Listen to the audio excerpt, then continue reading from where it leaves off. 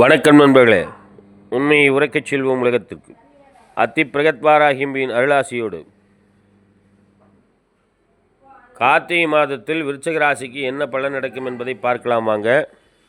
பதிவை பார்ப்பதற்கு முன் நமது வளர்வாராகி யூடியூப் சேனலை சப்ஸ்கிரைப் பண்ணுங்கள், லைக் பண்ணுங்கள், ஷேர் பண்ணுங்கள், நண்பரிடம் பகிருங்கள். நண்பர்களே, உங்களுடைய ராசிக்கே சூரிய பகவான் பயிற்சி ஆகிறார். அதான் விருச்சிக ராசி என்று சொல்லக்கூடிய, விருச்சிக மாதம் என்று சொல்லக்கூடியது. அதே போல் அதே இடத்துல செவ்வாய் உங்களுடைய ராசியாதிபதியும். உஷ்ணாதிக்க பிரச்சனைகள் உடலுக்கு வரும். உஷ்ணாதிக்க உணவு வகைகளை தவிர்க்க வேண்டும். அசைவ உணவுகளாக இருந்தாலும் சரி, சைவ உணவுகளாக இருந்தாலும் சரி, உஷ்ணம் உடலுக்கு சேருதுன்னா அதை தவிர்ப்பது நல்லது. அதே போல் ரொம்ப கூலிங்காகவும் சேர்த்துக்கூடாது. இப்போ இருக்கக்கூடிய சீதோஷ நிலை அதுவும் கொஞ்சம் படுத்தும். உஷ்ணாதிக்க பிரச்சனை படுத்துது அப்படின்னு சொன்னோம்னா அது என்னென்னா காய்ச்சல் வரும், தலைவலி வரும், இதெல்லாம் வரக்கூடிய வாய்ப்புகள் உண்டு. தவிர்ப்பது நல்லது. நம்மளுடைய ஹெல்த்தை நாம் தான் பாதுகாத்துக்கணும். பணவரவு தனவரவுலாம் சிறப்பாக சேர்ந்துடும். அதுலேயும் 20ஆம் தேதிக்கு மேலே நல்ல தனவரவு பணவரவுலாம் சேரும். பிரச்சனைகளில் எல்லா பிரச்சனைகளும் இருக்கும்.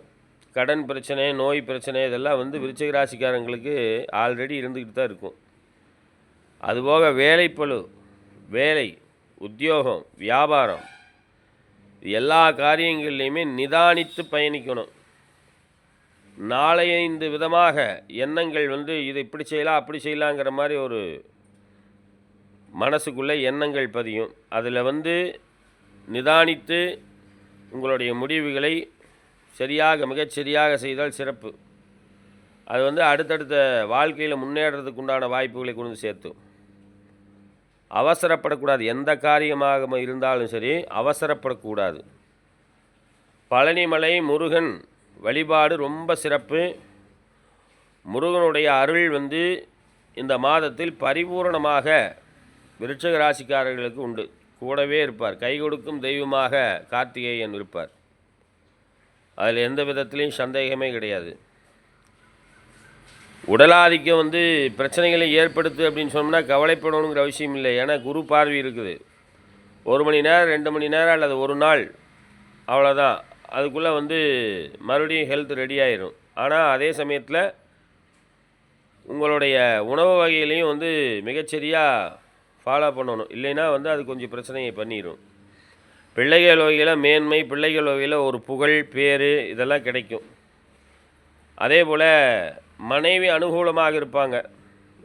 வண்டி வாகனங்கள் சுமூகமாக போகும். வீடு, வண்டி வாகனங்கள் இதெல்லாம். அதே போல் தகப்பனார் வகையிலையும் தகப்பனார் வகையில் அப்பப்போ நசுக்குன்னு இருக்கும். அரசாங்கத்தினால் தொந்தரவுகள் ஏற்படுறதுக்கு உண்டான வாய்ப்புகள். ஆவணங்களை மிகச்சரியாக பாக்கெட்டில் வச்சுக்கணும். இல்லைன்னா அரசாங்கத்தினாலும் தொல்லைகள் ஏற்படுறதுக்கு உண்டான வாய்ப்புகள் உண்டு. வண்டியில் போகிற போதும் மட்டும் இல்லை, வேலை செய்கிற போதும் சரி, வியாபாரம் செய்கிற போதும் சரி, உத்தியோகத்தில் பணிபுரிகிற போதும் சரி, நிதானமாக எந்த முடிவும் எடுக்கணும். நிதானம் தவிர்த்துனா வேலை தப்பாக போயிடும்.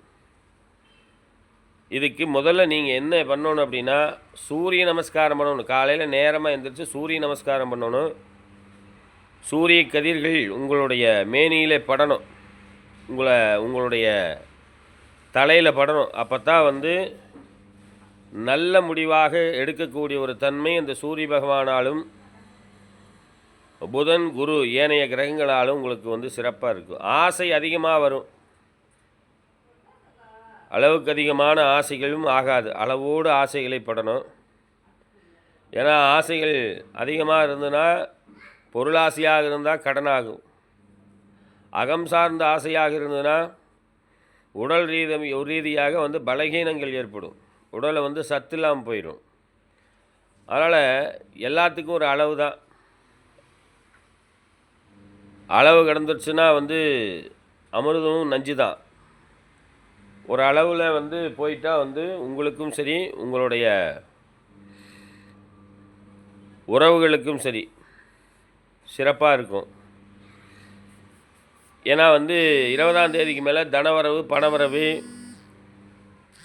வேலையில் ஏதாவது வரவேண்டியது அல்லது